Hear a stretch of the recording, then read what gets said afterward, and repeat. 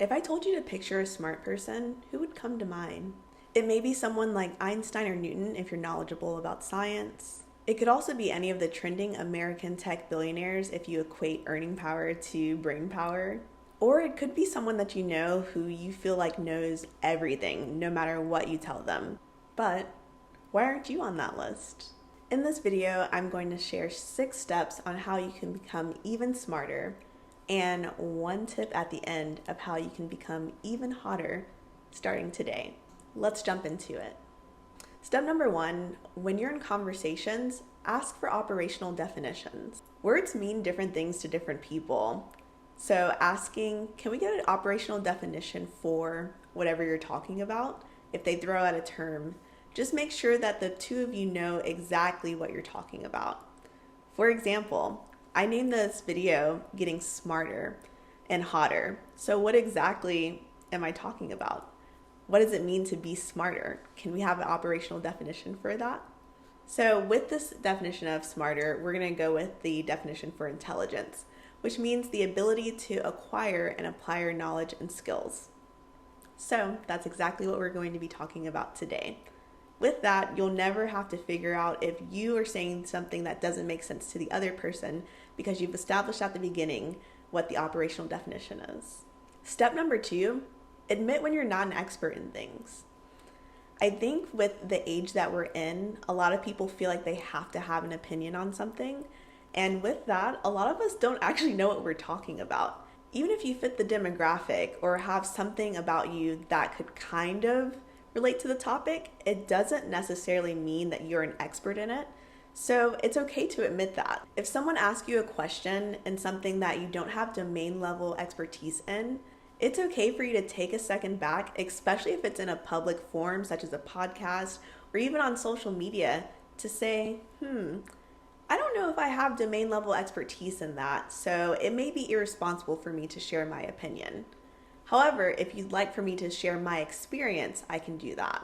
I think always talking from a point of just your personal experience as opposed to kind of generalizing for everybody, that one keeps you safer, but also makes you look smarter, to whereas when you do have something that you do have domain level expertise in, people are more likely to trust whatever's coming out of your mouth. And this goes for many things, not just big subjects like physics or anything related in STEM. This could be for things including demographic things such as me being a woman or me being Black or anything related to gender, body positivity.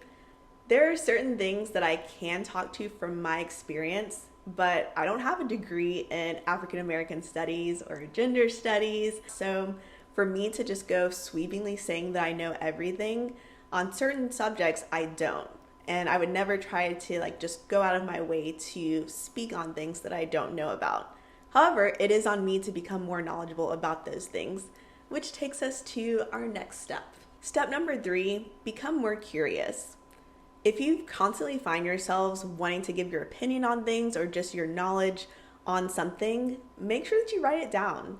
For example, I talked a little bit about wanting to know more about gender studies or just anything that could be anthropology related. That could be something that I write down.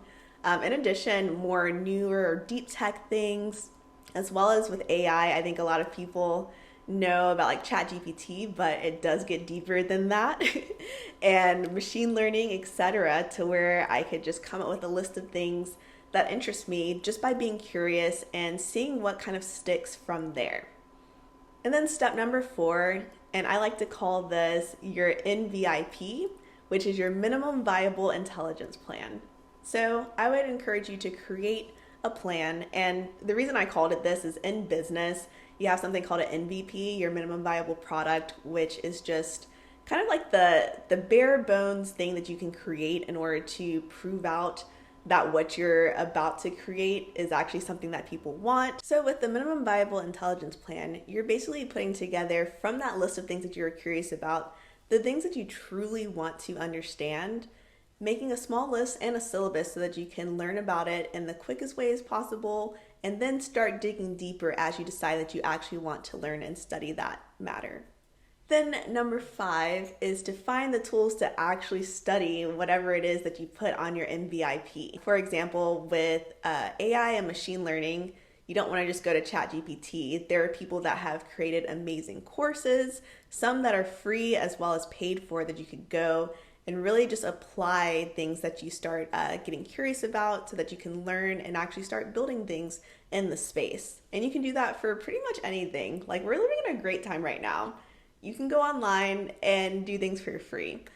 But speaking of ChatGPT, what I actually did was I used ChatGPT and put in a few of the different topics that I want to learn about. Say that you want to learn about physiology or physiology and anatomy.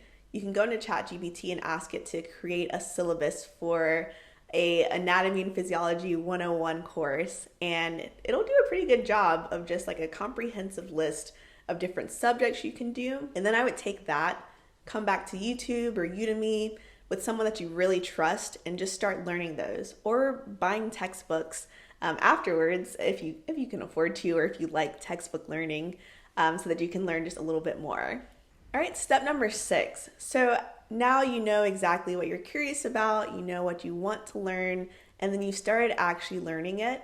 My suggestion is to start having conversations about what you're learning. I think the more that you can articulate the things that you have been curious about and that you are learning, it actually helps you learn it a little bit better. I think a lot of people say that if you're at a point where you can teach it, then you know that you've actually like grasped onto it.